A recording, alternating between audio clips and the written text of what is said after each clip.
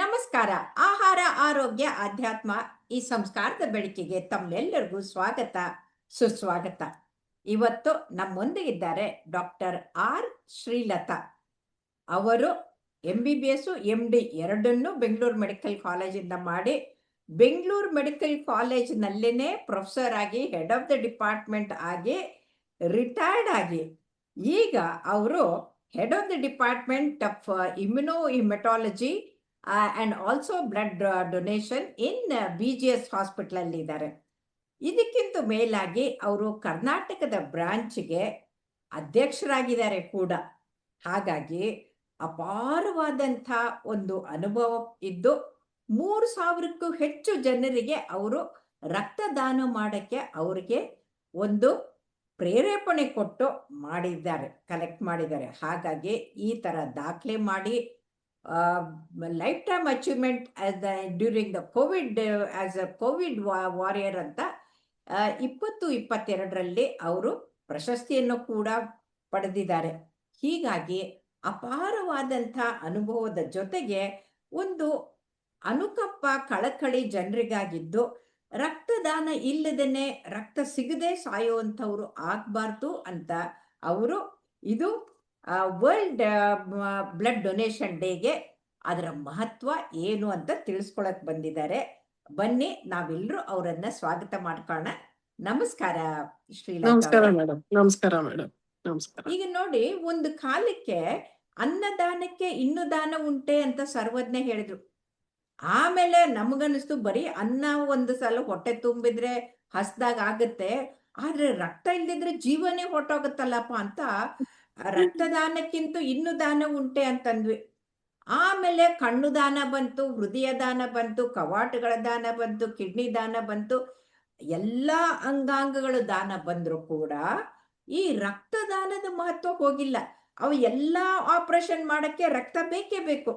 So ಹಾಗಾಗಿ ಈ ವಿಶ್ವ ರಕ್ತ ದಾನಿಗಳ ದಿನದಂದು ಅದರ ಮಹತ್ವವೇನು, ಯಾಕೆ ಮಾಡಬೇಕು, ಅದೆಲ್ಲವನ್ನ ದಯವಿಟ್ಟು ವಿವರವಾಗಿ ತಿಳಿಸಿ.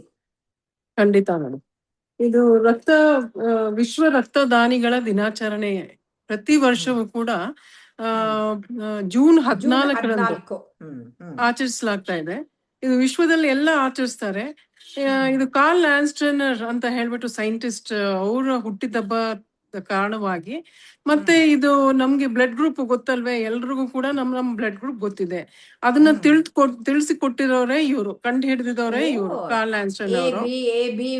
ಹೌದು, AB ಪಾಸಿಟಿವ್, AB ನೆಗೆಟಿವ್ ಆತರ ಎಲ್ಲ ಕಂಡು ಹಿಡಿದಿದವರೇ ಇವರು. ಈ ಒಂದು ಕಾರಣದಿಂದ ಅವ್ರಿಗೊಂದು ಕೃತಜ್ಞತೆ, ಅವ್ರಿಗೊಂದು ಜ್ಞಾಪಕಗೋಸ್ಕರ ನಾವು ಆಚರಣೆಗೆ WHO ವಿಶ್ವ ವರ್ಲ್ಡ್ ಹೆಲ್ತ್ ಸಂಸ್ಥೆಯವರು ಅವರು ಈ ತರ ಒಂದು ಆಚರಿಸಿ, ಮತ್ತೆ ಇದರಿಂದ ಕಾರಣ, ಈ ಒಂದು ಕಾರಣದಿಂದ ಎಲ್ಲರೂ ಕೂಡ ಆರೋಗ್ಯದಿಂದ ಇರಿ, ಮತ್ತೆ ಬೇರೆಯವ್ರಿಗೆ ಯಾರ್ಯಾರಿಗೆ ರಕ್ತಹೀನತೆ ಇದೆಯೋ ಅವ್ರಿಗೆ ರಕ್ತದ ಮೂಲಕ ಅವ್ರಿಗೂ ಕೂಡ ಆರೋಗ್ಯವನ್ನು ತಲುಪಿಸಿ ಅಂತ ಹೇಳಲಿಕ್ಕೋಸ್ಕರ ಇದೊಂದು ಕಾರ್ಯಕ್ರಮನ ಇಟ್ಕೊಂಡಿದ್ದಾರೆ. ಬರೀ ರಕ್ತಹೀನತೆ ಅಲ್ಲ, ರಕ್ತ ಕಳ್ಕೊಂಡಾಗ ಆಮೇಲೆ ಆಪರೇಷನ್ ಮಾಡುವಾಗ ಕೂಡ ರಕ್ತ ಬೇಕಾಗತ್ತೆ. ನನಗೆ ನೆನಪಿದೆ, ನಾವು KMC ಹುಬ್ಬಳ್ಳಿಯಲ್ಲಿದ್ದಾಗ ಆಕ್ಸಿಡೆಂಟ್ 16 ವರ್ಷದ ಮಗು ಬಂದಿತ್ತು. ಆ ಮಗುಗೆ ನಮ್ಮ ಯಜಮಾನರು ಡಾಕ್ಟರ್ ಸುರೇಶು, ಅವರು ಸ್ಟೂಡೆಂಟ್ ಬೆಳ್ಳಿಯಪ್ಪ, ಇಬ್ರು ಒಂದೊಂದು ಬಾಟಲ್ ಕೊಟ್ಟು ನಿಂತು ಆಪರೇಷನ್ ಮಾಡಿ ಫ್ರಾಕ್ಚರ್ಗೆಲ್ಲಗೂ ನೇಲಿಂಗು ಎಲ್ಲ ಮಾಡಿ ರಿಪೇರ್ ಮಾಡಿದ್ರು. ಅಂದ್ರೆ ನಮ್ಮ ಡಾಕ್ಟರ್ಗಳಿಗೆಲ್ಲ ಅದ್ರ ಮಹತ್ವ ಗೊತ್ತಿದೆ. ಯಾಕಂದ್ರೆ ರಕ್ತ ಇಲ್ಲದೆ ಜೀವ ಹೋಗುತ್ತೆ ಅಂತ. ಜನಸಾಮಾನ್ಯರಿಗೆ ಅದ್ರ ಬಗ್ಗೆ ಅರಿವು ಬಹಳ ಕಡಿಮೆ. ಹಾಗಾಗಿ ಅವ್ರಿಗೆ ನೀವೇನ್ ಹೇಳಕ್ ಇಚ್ಛೆ ಪಡ್ತೀರಿ? ಮೊಟ್ಟ ಮೊದಲು ರಕ್ತ ಕೊಡಿ ಅಂತ ಹೇಳಿದ್ರೆ ಎಲ್ರು ಹೇಳೋದು ಒಂದೇ ವಿಷಯ, ಅಯ್ಯೋ ನಮ್ಮ ಹತ್ರನೇ ರಕ್ತ ಇಲ್ವಲ್ಲ, ನಮ್ಗೆ ಕೇಳ್ತಾರಲ್ಲ ರಕ್ತ ಅಂತ. ಭಗವಂತ ಆತರ ಮಾಡಿಲ್ಲ. ನಮ್ಮ ಶರೀರದಲ್ಲಿ 6 ಲೀಟರ್ ಅಷ್ಟು, 5ರಿಂದ 6 ಲೀಟರ್ ಅಷ್ಟು ರಕ್ತ ಚಲಾವಣೆಯಲ್ಲಿ ಇರುತ್ತೆ.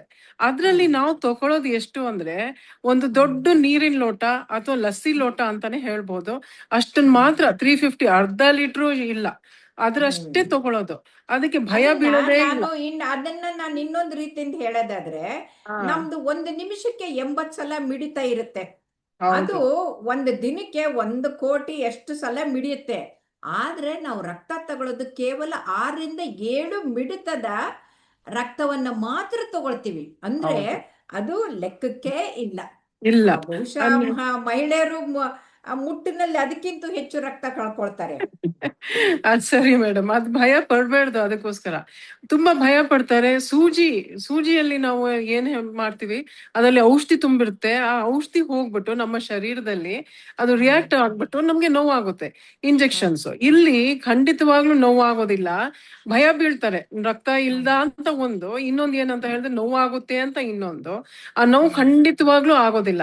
ನಾನ್ ಕೇಳೋದ್ ಒಂದ್ ಪ್ರಶ್ನೆ ಅಷ್ಟೇ, ಇರುವೆ ಹತ್ರ ಕಚ್ಚಿಸ್ಕೊಂಡಿಲ್ವಾ ಅಥವಾ ಸೊಳ್ಳೆ ಹತ್ರ ಕಚ್ಚಿಸ್ಕೊಂಡಿಲ್ವಾ ಅಂತ. ದಿನಾ ಕಚ್ಚಿಸ್ಕೊಂಡಿರ್ತಾರೆ, 100 ಸಲ ಕಚ್ಚಿಸ್ಕೊತಾರೆ ಅಷ್ಟೇ. ಮತ್ತೆ ಅಷ್ಟೇ ನೋವು ಆಗೋದು. ಖಂಡಿತವಾಗ್ಲೂ ಇಲ್ಲಿ ನೋವು ಖಂಡಿತ ಅಂತೂ ಆಗೋದೇ ಇಲ್ಲ. ದಯವಿಟ್ಟು ಎಲ್ರು ಕೂಡ ಇದರಲ್ಲಿ ಭಾಗವಹಿಸಿ ತಮ್ ಜೀವಾನು ಉಳಿಸ್ಕೋಬಹುದು, ಬೇರೆಯವ್ರ ಜೀವಾನು ಉಳಿಸ್ಬಹುದು ಅಂತ ಹೇಳಲಿಕ್ಕೆ ಇಚ್ಛೆ ಪಡ್ತೇನೆ ನಾನು. ಆಮೇಲೆ ಅವ್ರು ಕೊಟ್ಟರು ರಕ್ತ ಮತ್ತೆ ಅದು ಬರಕ್ಕೆ ಎಷ್ಟು ದಿನ ಆಗತ್ತೆ? ನೀರಿನ ಅಂಶ ಮೇಡಮ್, ನೀರಿನ ಅಂಶ 24 ಗಂಟೆನಲ್ಲಿ ಬಂದ್ಬಿಡುತ್ತೆ. ಈ ರಕ್ತ ಕಣಗಳು ಮಾತ್ರ 3 ತಿಂಗಳಿಗೆ ಬರುತ್ತೆ ಅಂತ. ಅದಕ್ಕೋಸ್ಕರನೇ ನಮ್ಮ ಪ್ರೋಟೋಕಾಲ್. ಅದರ ಲೈಫ್ ಸ್ಪ್ಯಾನ್ ಇರೋದೇ ಕೆಂಪು ರಕ್ತ ಕಣದ್ದು 120 ದಿನ, 120 ದಿನ. ಸೊ ಹಾಗಾಗಿ ಮತ್ತೆ ಹೊಸ ರಕ್ತ ಕಣಗಳು ಬಂದ್ಬಿಡುತ್ತೆ, ನೀರಿನ ಅಂಶ ಅವತ್ತೇ ಬಂದ್ಬಿಡುತ್ತೆ. ಹೌದು ಹೌದು. ಸೊ ಅದರಿಂದ ಭಯ ಪಡೋ ಭಾವತ್ತೆ ಬರೋದಿಲ್ಲ ಇಲ್ಲಿ. ಯಾರು ಭಯ ಪಡ್ಬೇಡ್ದು ಅಷ್ಟೇ. ಓಕೆ. ಆಮೇಲೆ ಯಾರ್ಯಾರು ರಕ್ತ ಕೊಡ್ಬಹುದು, ಆಮೇಲೆ ಯಾರಿಗೆ ಕೊಡ್ಬೋದು? ಯಾಕಂದ್ರೆ ನೀವು ಹೇಳ್ತೀರಲ್ಲ ಯೂನಿವರ್ಸಲ್ ಡೋನರು, ಯೂನಿವರ್ಸಲ್ ರಿಸಿಪಿಯೆಂಟ್, ಅದೇನಂತ ನಮ್ಮ ವೀಕ್ಷಕರಿಗೆ ದಯವಿಟ್ಟು ತಿಳಿಸ್ಕೊಡಿ. ಏನಿಲ್ಲ ಮೇಡಮ್, ಮೇಜರ್ ಬ್ಲಡ್ ಗ್ರೂಪ್ಸ್ ಅಂತ ಇದೆ. 8 major blood groups. A positive, B positive, A B positive ಮತ್ತೆ ಓ ಪಾಸಿಟಿವ್ ಅಂತ ಹೇಳ್ತೀವಿ.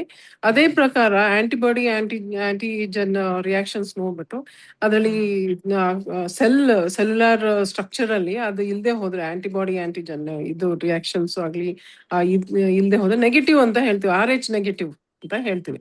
ಸೊ RH ನೆಗೆಟಿವ್ ಇದ್ದವರು ಅದು ಕೂಡ A B positive, A positive, A negative ಆತರ ಎಲ್ಲ ಇರುತ್ತೆ. 8 ಮುಖ್ಯವಾಗಿ ಇರುತ್ತೆ ಇದು.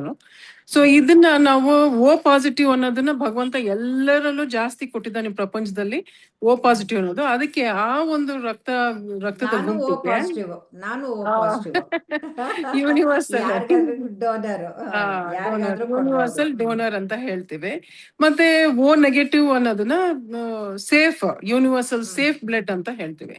ಸೊ ಅದರಿಂದ ಏನು ಕೂಡ ಅದರಿಂದ ಯಾರು ಕೂಡ ಕೊಡ್ಬೋದು. ಏನ್ ಓ ನೆಗೆಟಿವ್ ಇದೆಯಲ್ಲ, ಓ ನೆಗೆಟಿವ್ ಯಾರು ಬೇಕಾದ್ರೂ ಕೊಡ್ಬೋದು.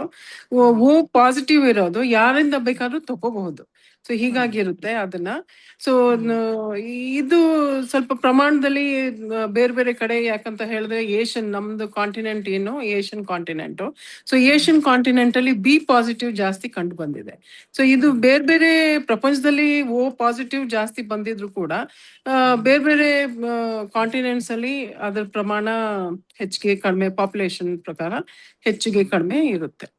ಸೊ ಹೇಳ್ಬೇಕಾದ್ರೆ ಮಾತಾಡ್ಬೇಕಾದ್ರೆ ಮೋಟಿವೇಶನ್ ಮಾಡ್ಬೇಕಾದ್ರೆ ಬಿ ಪಾಸಿಟಿವ್ ಅಂತ ನಾನ್ ಹೇಳ್ದೆ. Yes madam, I am B positive ಅಂತ ಒಬ್ಬ ಕಾಲೇಜ್ ಹುಡುಗ ಹೇಳ್ದ. ರಕ್ತದ ಬಿ ಪಾಸಿಟಿವ್ ಬೇರೆ, ನಾವು ಬದುಕಿನಲ್ಲಿ ಬಿ ಪಾಸಿಟಿವ್ ಬೇರೆ. ಆದ್ರೆ ರಕ್ತ ಡೊನೇಟ್ ಮಾಡ್ಬೇಕಾದ್ರೆ you have to be positive ಅಲ್ವಾ? ಪಾಸಿಟಿವ್ ಮೈಂಡ್ ಸೆಟ್ ಇದ್ದಾಗ ಮಾತ್ರ ನಾವು ಕೊಡ್ಬೋದು. ಧೈರ್ಯ ತಗೊಂಡ್ ಬರ್ಬೇಕು. ನೀವು ಯಾವ ಸಿದ್ಧತೆಗಳನ್ನ ಮಾಡ್ತೀರಿ, ಹೇಗೆ ಡೊನೇಷನ್ ಮಾಡ್ತೀರಿ? ಮೇಡಮ್, WHO ಕ್ರೈಟೀರಿಯಾ ಅಂತ ಹೇಳಿದ್ರೆ 18 ಪಟ್ಟು ವಯಸ್ಸು ಮೇಲೆ ರೆಗ್ಯುಲರ್ ಕೊಡ್ತಾ ಇದ್ರೆ 65 ವರ್ಷದವರೆಗೂ ಕೊಡ್ಬೋದು. ಮತ್ತೆ ಹಿಮೋಗ್ಲೋಬಿನ್ ಅಂತೂ ಚೆಕ್ ಮಾಡೇ ಮಾಡ್ತೀವಿ. ಆ ಹಿಮೋಗ್ಲೋಬಿನ್ 12.5 ಗ್ರಾಮ್ಗಿಂತ ಹೆಚ್ಚಿಗೆ ಇರ್ಬೇಕು. ಇದ್ರಲ್ಲಿ ಹೆಣ್ಣು ಗಂಡು ಭೇದ ಏನೂ ಇಲ್ಲ. ಮತ್ತೆ ನೀವು ಏನು ಅಮೆರಿಕನೋ, ಆಫ್ರಿಕನೋ ಅಥವಾ ಇಂಡಿಯನೋ ಆ ಭೇದನು ಹೆಂಗಸರು ಗಂಡಸರು ಅನ್ನೋ ಭೇದನು ಮೊದಲಾಗಿ ಇಲ್ವೇ ಇಲ್ಲ. ಸೊ ಆ ಒಂದು ರೀತಿನಲ್ಲಿ ಇದು ಯೂನಿವರ್ಸಲ್ ರಕ್ತದಾನ ಮಹಾದಾನ ಅಂತಾನೆ ಹೇಳ್ಬೋದು. ಮತ್ತೆ ಅದ್ರ ಜೊತೆಗೆ BP ಕೂಡ ನಾವು ಚೆಕ್ ಮಾಡ್ತೀವಿ. BP ಕೂಡ ನಾರ್ಮಲ್ ಆಗಿ ಇರಬೇಕು. ವೇಟ್ ಚೆಕ್ ಮಾಡ್ತೀವಿ. ವೇಟ್ 45 kgs ಗಿಂತ ಹೆಚ್ಚಿಗೆ ಇರಬೇಕು. ಸೊ ಇನ್ನು ಇದಲ್ದೆ ನೀವು HbSAg, HIV ಎಲ್ಲ ಟೆಸ್ಟ್ ಮಾಡ್ಬೇಕಾಗತ್ತಲ್ವಾ? ಅದು ರಕ್ತ ಅಕಸ್ಮಾತ್ ಡೋನರ್ ಅದೇ ಅಲ್ಲಿ ಇದ್ರೆ ಕರೆಕ್ಟ್ ಕರೆಕ್ಟ್ ಪಾಪ ಅನ್ನೆಸರ್ಲಿ ಇನ್ನೊಬ್ರಿಗೆ ಹೋಗಿ ಹೌದು ಮುಟ್ಟತ್ತಲ್ವಾ. ಹೌದು. ಅದೆಲ್ಲ ರಕ್ತ ಕೊಟ್ಟಾದ್ಮೇಲೆ ಆ ರಕ್ತವನ್ನು ನಾವು ಸಂಶೋಧನೆ ಮಾಡಿಯೇ ಬೇರೆಯವ್ರಿಗೆ ಕೊಡೋದು ಪೇಷಂಟ್ಗೆ.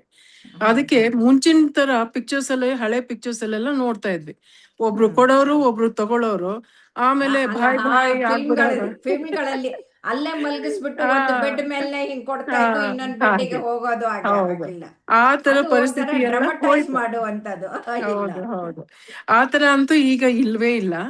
ಈ ತರ ಈಗ ಎಲ್ಲ ನೀವು ಈಗ ಬ್ಲಡ್ ಬ್ಯಾಂಕ್ ನಲ್ಲಿ ಎಷ್ಟು ದಿನದವರೆಗೂ ಇಟ್ಕೊಳ್ತೀರಿ ಒಂದ್ಸಲ ಕಲೆಕ್ಟ್ ಮಾಡಿದ್ರಾಗ ಬ್ಲಡ್ ಅನ್ನ?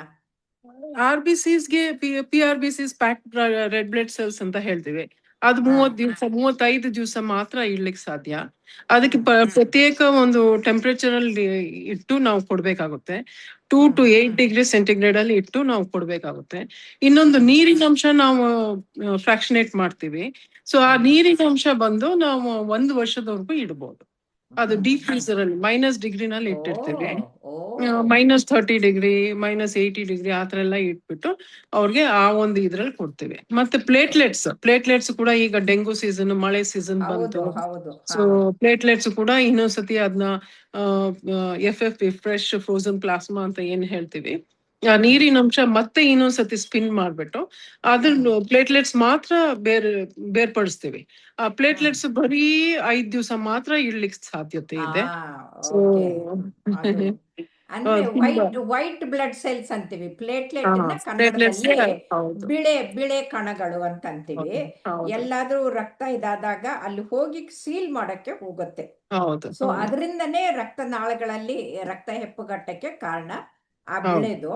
ಸೊ ಹಾಗಾಗಿ ಡೆಂಗು ಬಂದವ್ರಿಗೆ, ಪ್ಲೇಟ್ಲೆಟ್ ಕಡಿಮೆ ಆದವ್ರಿಗೆ, ಆಮೇಲೆ ಇದನ್ನ ಇದ್ದವ್ರಿಗೆ, ಥ್ರಾಂಬೋಸೈಟೋಪಿನಿಕ್ ಪರ್ಪಿರಾ ಇದ್ದವ್ರಿಗೆ ಅಂತ ಎಲ್ಲರಿಗೂ ಅದು ಬೇಕಾಗತ್ತೆ ಅಂತ. ಹೌದು. ಆಮೇಲೆ ನೀವು ಕೊಡ್ಬೇಕಾದ್ರೆ ಪ್ರಿಪ್ರೇಷನ್ಸ್ ಏನೇನ್ ಮಾಡ್ತೀರಿ ಅವ್ರಿಗೆ ಅಥವಾ ಇವ್ರಿಗೆ ಇಬ್ಬರಿಗೂ? ಡೋನರ್ಸ್ಗೆ ನಾವು ಮುಂಚೆನೆ ಹೇಳ್ತೀವಿ, ನೀವು ಪ್ರಿಪೇರ್ ಆಗಿ ಬನ್ನಿ, ಅಥವಾ ನಾವು ಸಾಕಷ್ಟು ಕ್ವಶನ್ಸ್ ಎಲ್ಲ ಇದೆ ಅದನ್ನ ಕೇಳ್ತೀವಿ. ಮೊದಲು ಏನಂತ ಹೇಳಿದ್ರೆ, ನೀವು ತಿಂಡಿ ತಿಂದಿದ್ದೀರಾ, ಹೊಟ್ಟೆ ತುಂಬಾ ತಿಂದಿರ್ಬೇಕು.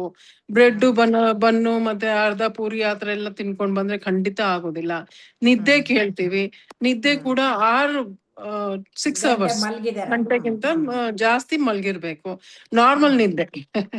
ಇನ್ನೇನ್ ಪಾರ್ಟಿ ಗಿಟ್ಟಿ ಮಾಡ್ಕೊಂಡು ನಿದ್ದೆ ಮಾಡ್ಬಾರ್ದು, ನಿದ್ರೆ ಕೆಡಿಸ್ಕೊಂಡ್ ಬರಬಾರ್ದು. ನಿದ್ದೆ ಕೆಡಿಸ್ಕೊಂಡು ತೂರಾಡ್ತಾ ಇದ್ರೆ ನಾವು ಬ್ಲಡ್ ತಗೊಳಕ್ಕಾಗಲ್ಲ. ಮತ್ತೆ ಅದೇ ಪಾರ್ಟಿ ಏನಾದ್ರು ಮಾಡಿದ್ರೆ ಖಂಡಿತ ನಾವು ತಗೊಳಂಗಿಲ್ಲ. ಮತ್ತೆ ಬೀಡಿ ಸಿಗರೇಟ್ ಸೇದಿದ್ರು ಕೂಡ ನಾವು 6 ಗಂಟೆ ಆದ ನಂತರ, ಬೀಡಿ ಸಿಗರೇಟ್ ಸೇದಿದ್ರೆ 6 ಗಂಟೆ ಆದ ನಂತರ ನಾವು ತಗೋಬಹುದು ರಕ್ತವನ್ನ.